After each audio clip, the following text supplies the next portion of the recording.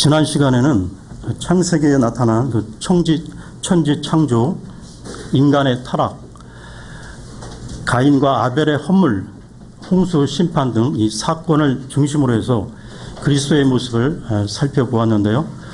오늘 이 시간에는 창세기의 중요 인물들을 통해서 그리스도의 모습을 살펴보려고 합니다.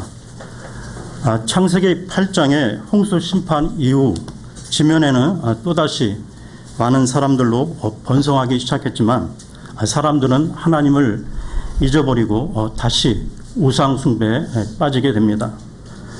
이때 하나님께서는 아브람이라는 한 사람을 주목하시고 그를 부르셨는데요. 하나님의 주권적 은혜 가운데 갈대아 우르에 있는 그의 가족으로부터 그를 부르셨습니다. 아브람 한 사람의 선택은 창세기 3장 15절에 약속하신 여자의 후손인 예수 그리스도를 통한 하나님의 구속 계획을 수행하기 위한 새로운 출발이었던 것입니다. 아브람의 역사는 창세기 11장 끝부분에서 처음 등장하는데요. 그러면 여기서 말씀을 찾겠습니다. 창세기 12장 1절에서 3절입니다. 창세기 12장 1절에서 3절입니다.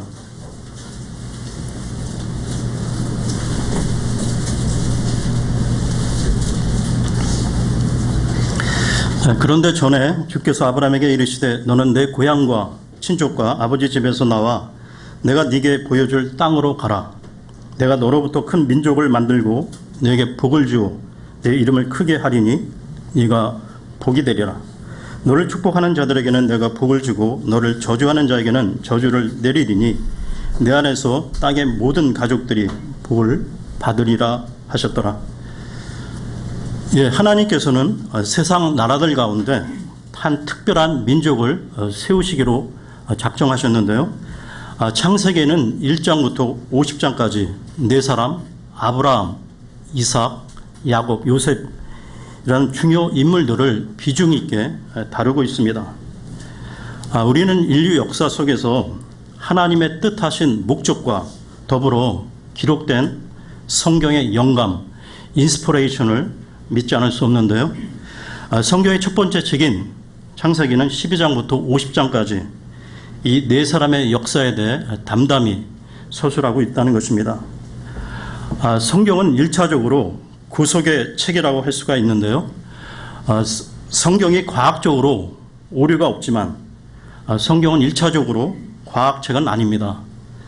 그리고 성경이 역사적으로 문제가 없지만 또한 성경은 1차적으로 역사책은 아닙니다. 또한 성경은 각 나라들의 그 정치적 운명을 다루고 있지만 성경은 또한 1차적으로 정치학에 대한 책도 아닌 것입니다. 다시 말해서 이 모든 것들은 성경이 기록된 부차적인 목적이고 성경의 주 목적은 구속자 대신 예수 그리스도를 통한 구속의 계획을 제시하는 책이라 할 수 있다는 것입니다. 그 구속의 계획은 창세기 3장 15절에 여자의 씨에 대한 약속에서 시작이 되었다고 지난 시간에 말씀을 드렸습니다. 우리는 창세기의 중요 네 인물인 아브라함, 이삭, 야곱, 요셉 가운데 아브라함으로부터 하나님의 절대 주권적 선택을 볼 수가 있는데요. 원래 아브라함은 갈대아 우르라는 지역에서 우상 숭배하는 그의 가족, 친지들 가운데 일원이었습니다. 이 부분을 성경에서 확인해 보겠는데요. 여호수아기 24장 2절에서 3절을 보겠습니다. 여호수아기 24장 2절에서 3절입니다.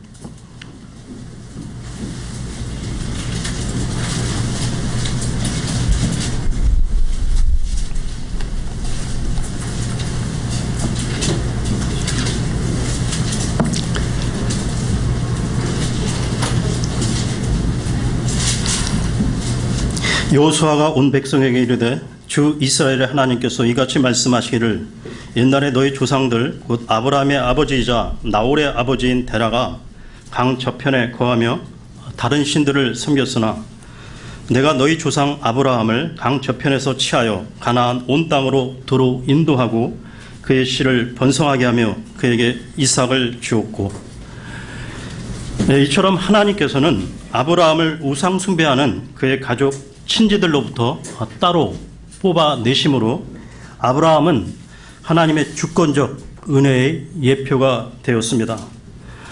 이 부분에서 우리가 또한 교훈으로 삼아야 할 것이 있는데요. 아브라함에게 있어서 그의 믿음의 시작은 고향인 갈대아 우르를 떠나라는 하나님의 부르심에 대한 순종에서부터 출발합니다.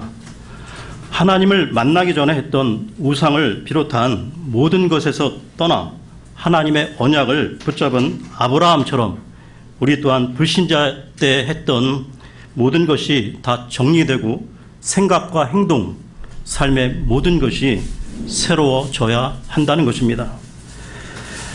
그러면 여기서 잠시 방향을 돌려서 창세기의 네 사람 아브라함, 이삭, 야곱, 요셉이 아닌 창세기의 다른 한 인물에 관해 살펴보려고 하는데요. 먼저 이와 관련해서 말씀을 찾겠습니다. 창세기 14장 14절에서 18절인데요. 창세기 14장 14절에서 18절입니다.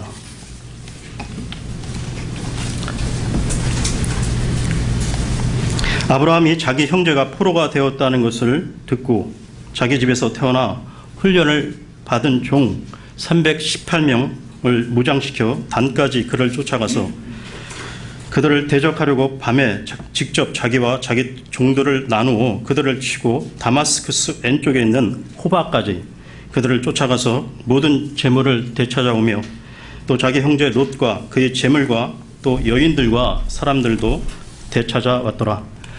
그가 그돌라오멜과 또 그와 함께한 왕들을 사륙하고 돌아올 때 소돔 왕이 사의 골짜기 곧 왕의 골짜기에 나와 그를 맞이하였고 살렘 왕 멜기세덱이 빵과 포도즙을 가지고 나왔는데 그는 지극히 높으신 하나님의 제사장이었더라.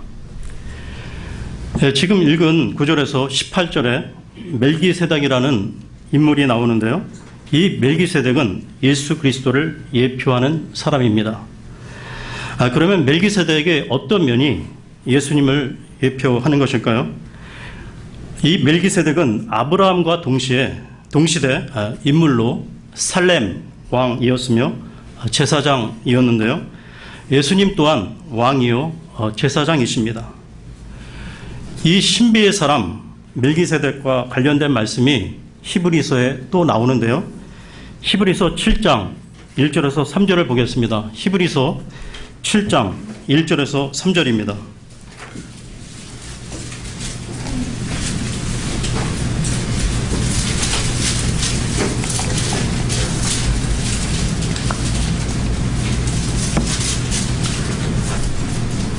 이 멜기세덱은 살렘 왕이요 지극히 높으신 하나님의 제사장이니라. 그가 왕들을 사륙하고 돌아오는 아브라함을 만나 그를 축복하였으며 아브라함도 모든 것의 10분의 1을 그에게 주었느니라. 그 이름을 해석하면 첫째로 의의 왕이요 그 다음은 또한 살렘 왕이니 곧 화평의 왕이라. 그는 아버지도 없고 어머니도 없고 혈통도 없고 날들의 시작도 없고 생명의 끝도 없어 오직 하나님의 아들과 같이 되어 항상 제사장으로 있느니라. 이처럼 멜기세덱의 출생이나 사망, 족보에 관한 언급이 없고 시작과 끝이 없이 영원한 존재로 나타나기에 멜기세덱은 예수 그리스도의 예표라 할 수 있습니다. 그러면 다음으로 창세기의 중요 인물인 이삭과 관련해서 말씀을 드리겠습니다. 아브라함의 아들 이삭은 그의 기적적인 탄생 그리고 아버지에 대한 철저한 순종, 제단 위의 희생에서 우리는 예수 그리스도의 탄생, 십자가의 순환과 죽음 그리고 부활을 발견하게 된다는 것입니다. 그러면 우선 먼저 이삭의 탄생과 예수 그리스도 탄생의 뚜렷한 유사점을 말씀을 찾아가며 확인해 보겠는데요. 이삭은 그가 탄생하기 오래전에 예언되었고 그의 이름 또한 그가 태어나기 전에 미리 선포되었다는 것입니다. 이 부분을 성경에서 찾아보겠는데요. 창세기 17장 19절을 보겠습니다. 창세기 17장 19절입니다.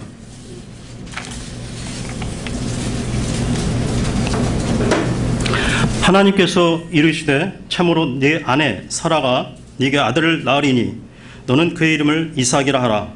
내가 그와 또 그의 대를 이을 그의 씨와 더불어 내 언약을 세워 영존하는 언약이 되게 하리라. 그리고 이삭의 원형이신 예수님의 이름도 탄생 전에 미리 선포되셨는데요.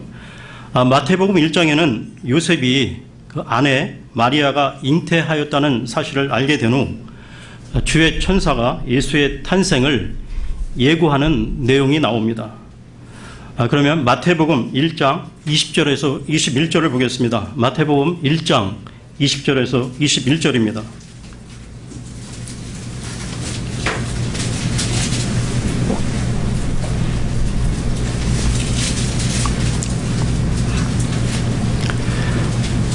그가 이 일들을 생각할 때 보라 주의 천사가 꿈에 그에게 나타나 이르되 너 다윗의 자손 요셉아 네 아내 마리아 취하는 것을 두려워하지 말라. 그녀 안에 수태된 그것은 성령님으로 말미암았느니라. 그녀가 아들을 낳으리니 너는 그의 이름을 예수라 하라. 이는 그가 자기 백성을 그들의 죄들에서 구원할 것이기 때문이라 하니라. 지금 이삭의 탄생과 예수 그리스도 탄생에 관하여 그 유사점을 살펴보고 있는데요. 계속 보겠습니다. 아브라함은 하나님께서 나이 들어 100세가 된 자신과 90세가 된 아내 사라에게 아들을 약속하셨을 때 무척이나 당황하는 모습을 보이는데요. 다시 창세기 17장으로 돌아오겠습니다. 창세기 17장 15절에서 17절을 보겠습니다. 창세기 17장 15절에서 17절입니다. 하나님께서 또 아브라함에게 이르시되 내 아내 사레로 말하건대 너는 그녀 이름을 사레라 하지 말라. 그녀의 이름이 사라가 되리라. 내가 그녀에게 복을 주어 그녀로부터도 네게 아들을 주리라. 참으로 내가 그녀에게 복을 주리니 그녀가 민족들의 어머니가 되고 백성의 왕들이 그녀에게서 나리라 하시니라. 그때 아브라함이 얼굴을 대고 엎드려 웃으며 마음속으로 이르되 100세인 사람에게 아이가 태어날 수 있으리요 90세인 사라가 낳을 수 있으리요 하고, 이처럼 아브라함은 자신의 처지를 보며 황당해 하는데요. 이런 상황이 예수 탄생 전, 그러니까 요셉이 자기와 정혼한 마리아가 잉태하였다는 것을 알았을 때도 마찬가지로 일어났습니다. 요셉은 의로운 사람이었으므로 마리아를 수치스럽게 하지 않으려 했고 은밀히 그녀를 내보내려고 했는데요. 그러면 다시 마태복음 1장 18절로 가겠습니다. 마태복음 1장 18절에서 20절을 보겠습니다.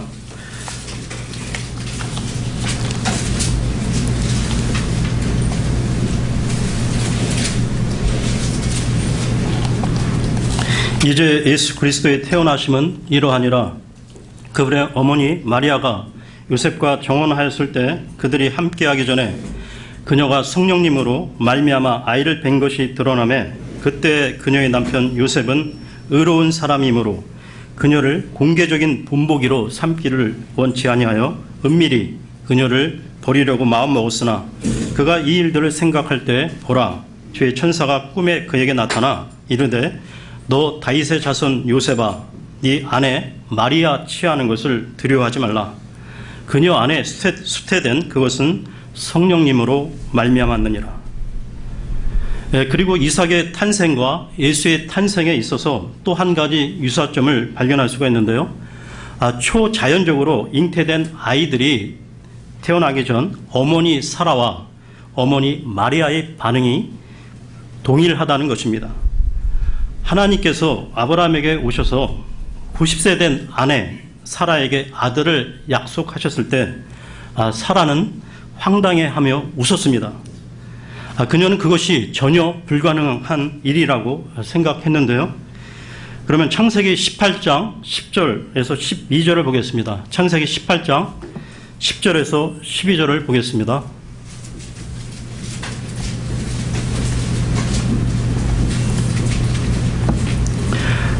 그분께서 이르시되 생명의 때를 따라 내가 확실히 네게 돌아오리니 보라 네 아내 사라에게 한 아들이 있으리라 하시니라.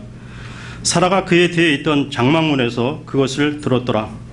이제 아브라함과 사라는 나이 많아 연로하고 또 사라에게는 여인들의 관례에 따른 것이 멈추었더라. 그러므로 사라가 속으로 웃으며 이르되 내가 늙었고 내 주도 늙었은즉 내게 즐거움이 있으리요 하매. 그러나 이때 하나님께서는 아브라함과 사라에게 이렇게 말씀하셨습니다. 그럼 계속해서 다음 구절인 18장 13, 14절을 보겠습니다.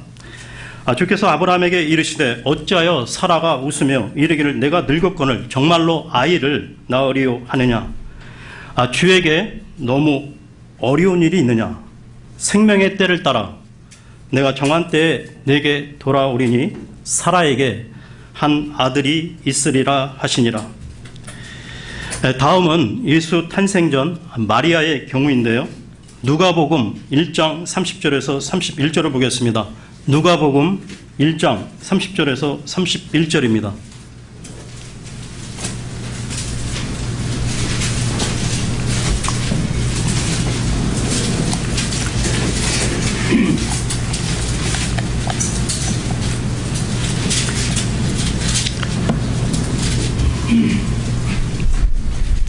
그 천사가 그녀에게 이르되 마리아야 두려워하지 말라. 네가 하나님께 호의를 입었느니라. 보라 네가 내 태에 수태하여 아들을 낳고 그의 이름을 예수라 하리라. 천사의 말을 들은 마리아는 황당해하며 마리아는 창세기에서 사라가 물은 것과 본질적으로 똑같은 질문을 하는데요. 계속해서 누가복음 1장 34절에서 35절을 보겠습니다. 1장 34절에서 35절입니다. 이에 마리아가 천사에게 이르되 나는 남자를 알지 못하는데 어찌 이 일이 있으리까 하매 천사가 그녀에게 대답하여 이르되 성령님께서 내게 임하시고 가장 높으신 이의 권능이 너를 덮으시리니 그런즉 또한 네게서 태어날 그 거룩한 것은 하나님의 아들이라 불리리라. 우리는 지금까지 주 예수 그리스도의 탄생에 대한 하나의 모형과 상징으로서 이삭의 탄생에 대한 몇 가지 뚜렷한 부분을 살펴보았는데요. 예수님의 동정녀 탄생과 창세기의 이 기적들에 대한 사실을 부인하는 사람들에게 창세기 18장 14절에 주에게 너무 어려운 일이 있느냐는 말씀과 그리고 누가복음 1장 37절에 천사들의 말인 하나님께는 불가능한 일이 없느니라 라는 말씀을 전해주고 싶습니다. 그리고 이 말씀을 구속의 계획에 적용해서 말을 한다면 그 아무리 어떠한 죄인이라도 예수 그리스도를 통해 하나님께로 돌이키기만 하면 구원받을 수 있다는 것입니다. 그러면 아브라함의 아들 이삭이 구약 전체에서 주 예수 그리스도에 대한 가장 명백한 모형들 가운데 하나임을 계속 확인해 가겠습니다. 이삭은 아버지 아브라함이 모리아 산으로 데려가서 그곳에서 희생의 제단 위에 올려지는 것으로 주 예수 그리스도의 모형으로 보여지는데요. 확실히 이것은 십자가에서 죽으시는 그리스도의 상징으로서 가장 극적인 사건이라 할 수 있습니다. 이삭의 희생과 갈보리에서의 그리스도의 죽음 사이에 뚜렷하게 유사한 부분을 살펴보겠는데요. 창세기 22장으로 가겠습니다. 창세기 22장 2절을 보겠습니다. 22장 2절입니다.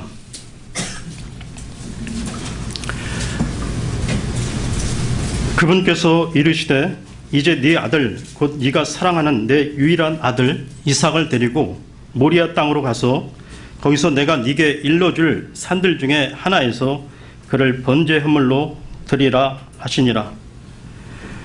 예, 이삭은 아브라함이 사랑하는 유일한 아들이었죠. 유일한 아들. 그러면 다음 말씀인 요한복음 3장 16절로 가겠습니다. 요한복음 3장 16절입니다.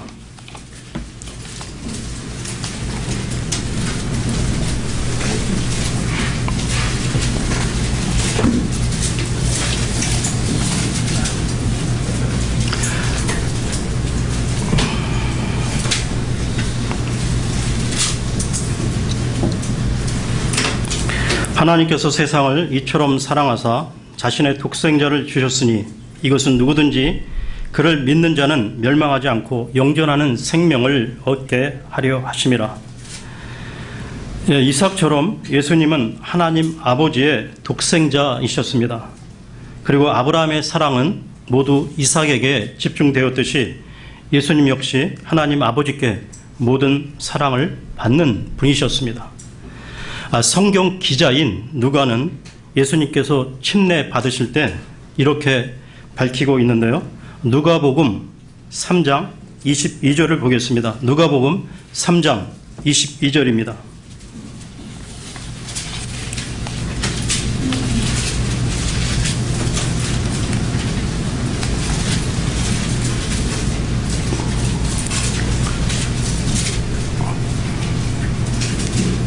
성령님께서 몸의 형태로 비둘기같이 그분 위에 내려오시고 하늘로부터 한 음성이 나서 이르시되 너는 내 사랑하는 아들이라 내가 너를 매우 기뻐하노라 하시니라. 다음으로 아브라함이 아들 이삭을 번제 헌물로 드릴 장소로 지시받은 곳에 대하여 알아보겠는데요. 다시 창세기 22장 1절을 보겠습니다. 창세기 22장 2절입니다.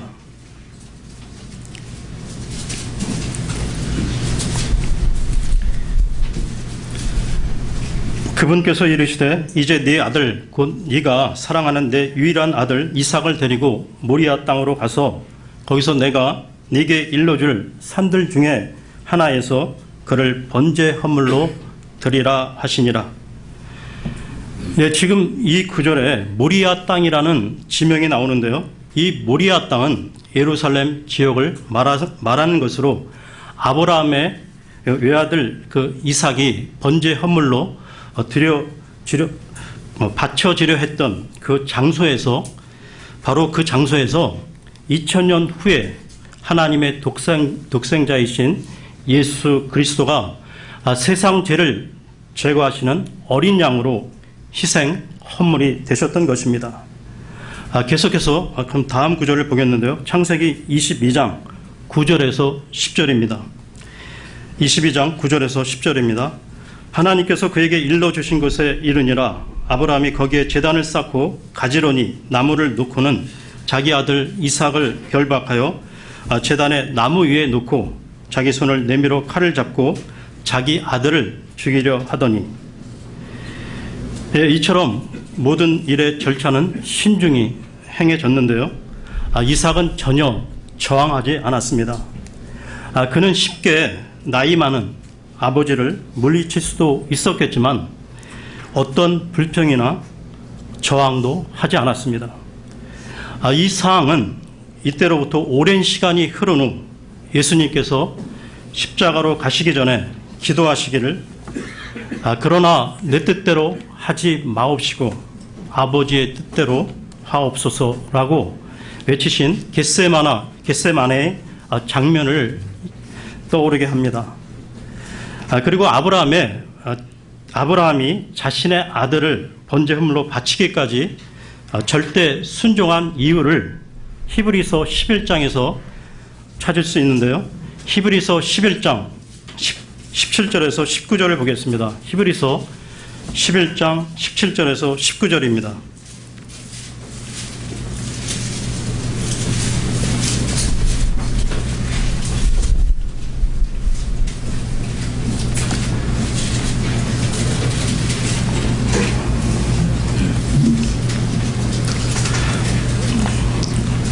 믿음으로 아브라함은 시험을 받을 때 이삭을 바쳤으니 곧 약속들을 받은 그가 자기의 독생자를 바쳤느니라. 이 아들에 관하여는 그분께서 전에 이르시되 이삭 안에서 내 씨가 부름을 받으리라 하셨느니라. 하나님께서 심지어 죽은 자들로부터 능히 그를 일으키실 줄로 생각하였으므로 또한 그는 죽은 자들로부터 그를 모형으로 받았느니라. 다시 말씀드리면 아브라함은 이삭의 부활을 믿었다는 것입니다. 그리고 한 걸음 더 나아가 아브라함은 약속된 아들 예수 그리스도의 초자연적인 탄생과 그의 대속적 희생 그리고 그의 부활하심에 관해 미리 앞서 봄으로 믿었고 그 모든 일이 오실 이 안에서 이행될 것을 알았습니다. 이것에 대한 증명은 요한복음 8장에 나와 있는데요. 그러면 요한복음 8장 56절을 보겠습니다. 요한복음 8장 56절입니다.